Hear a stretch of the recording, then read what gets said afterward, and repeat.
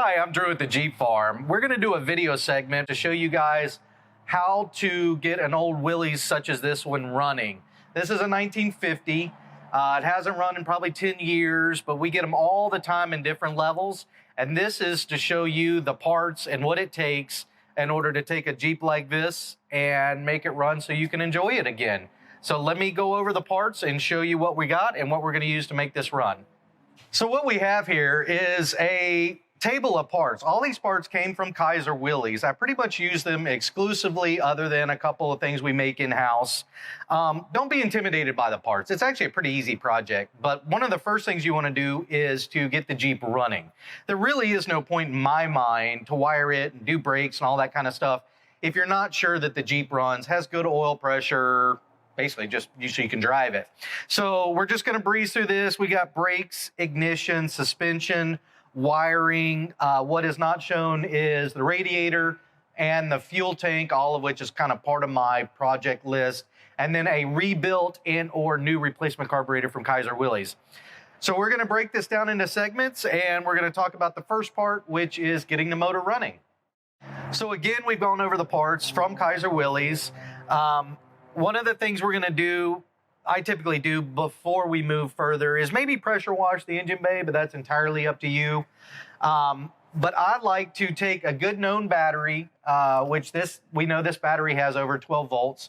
And then this is just a little starter button. You can get this anywhere, and you hook basically direct battery to starter solenoid, and this will allow you to kick the motor over. If you have a foot starter, ignore this, just hammer down on the foot starter. If it works, make sure your contact points are clean. So the L134 is supposed to have 90 to 110 PSI. Basically what we're gonna do is hook up a compression tester, go through each piston, knock down our numbers, see where we are. Again, don't get deterred. I'm pretty sure my Jeep probably has about 40 PSI.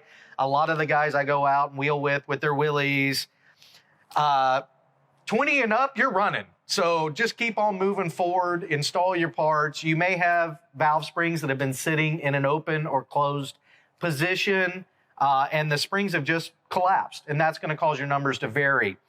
So stay tuned. We're gonna do a compression test on this motor and see how she comes back. So,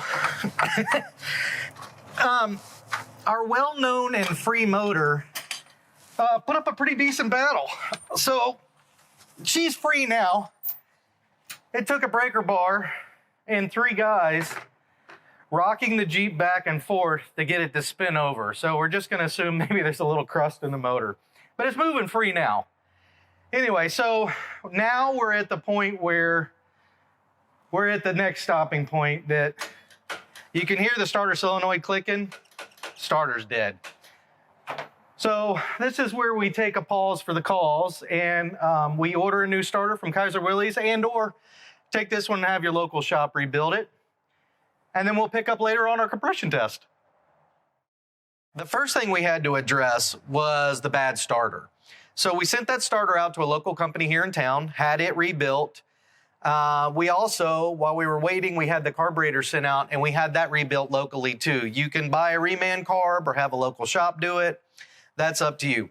But once the starter was in, we were able to test compression. So we did a compression test, motor came back with good compression, verified what we knew was we had a good motor. So once that's done, the next thing we do is we bolted the carb on. Again, we rebuilt the distributor, so we did new points, condensers, cap, wires, spark plugs, all that kind of stuff. So a little tech tip for you. There is a little hole down here under the starter in the bell housing. In that little hole, if you use a flashlight, you can mechanically turn over the motor with a wrench. You'll see your top dead center marks are on the flywheel. Find your TDC. There's your number 1 wire. Boom, that's done. I mean, carburetor, that, and a gas can on the floor, and the thing's gonna start. Now, we did do some more stuff, which we changed the oil, changed the filter. Always do your oil filter lines. They're either clogged or they're broken. I've learned the hard way, when they're broken, it makes a big mess. So, got that done. We did the cooling system too. Just plow through it, get it done. Don't risk overheating your motor. New thermostat housing. new radiator hose, new radiator, new fan shroud, new fan belt. We did a 12-volt conversion, which we'll get into later. Again, with the thermostat housing, you know, the thermostat's pressed into the housing.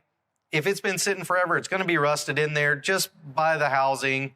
Don't try and booger it up. Just buy the new unit, put the thermostat in there, and call it a day. You can also see the new battery and wires. That pretty much sums up what it needs to run. It's a very simple little motor. And what we're going to do is we're going to end up with a little pop-off, and you guys can hear it run. So there you go. She runs. Exciting. So a couple little fine-tuning issues. We've got a little bit of fuel trickling over the top of the float bowl, so we need to adjust the float bowl height. And that's it. She runs great. So here you can see we've done a lot of brake work on this Jeep. This is a full 9-inch brake kit from Kaiser Willys. We're not going to take this brake apart and show you, but we're going to show you on another Jeep we have on the lift. This particular Jeep, the owner wanted a little more aggressive tire, so we ran a 235/75/16 Toyo MT on a used factory Jeep wheel I got off another customer. One of the reasons I don't want to tear this apart is you can see we ran a little 1-inch wheel spacer. These are Loctited on, just barely clears the studs. It's minimal. A couple of things we did, you can see the new brake lines. This Jeep, as typical with a lot of Jeeps of this era, the spring hangers like to crack and break off. This Jeep was no exception.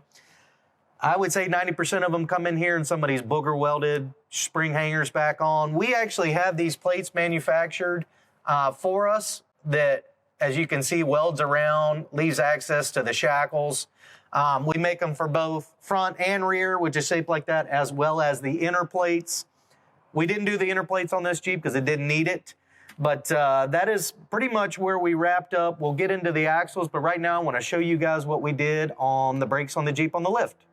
So we're lucky enough to have this 46 Willys in the shop. This Jeep is in for getting it running, kind of the same thing, and also a brake kit. So this is a perfect example to be able to show you guys the Kaiser Willys brake kit. So what we have in the kit is a full set of shoes, a full set of wheel cylinders. You also get a full set of 9-inch drums, new. So those go on there like that. What you're seeing is we're missing the axle flange. That's why this project is held up. Now the drums are pressed on to the front and the axle flange with new wheel studs. Always do new wheel studs. We actually always do new lug nuts too. It's just kind of a thing. But a prime example of what you're going to run into in these old projects is beat up bearings. And in the end, why we had to get a new axle flange is how far the bearing has dug into this thing. And that's the kind of treasures you'll find. So here we are back at the little silver Jeep. Another part that comes with the Kaiser Willys brake kit is the master cylinder. Always install that. And a hard lesson learned for years of doing this for a living is always replace your rubber brake lines and always use compressed air to blow out the hard lines from the front of the Jeep back and or replace them altogether. Maybe doing all the hard lines isn't in the budget. At least put compressed air in there and blow out the sludge. Trust me, there will be sludge in there. That wraps up the brakes. We're going to do a part 2 on this video, and we're going to show you some other little things that we found as we dug deeper into the Jeep that required us to keep working on it. And that's old Jeep for you. That's why we're here. Stay tuned for the next video.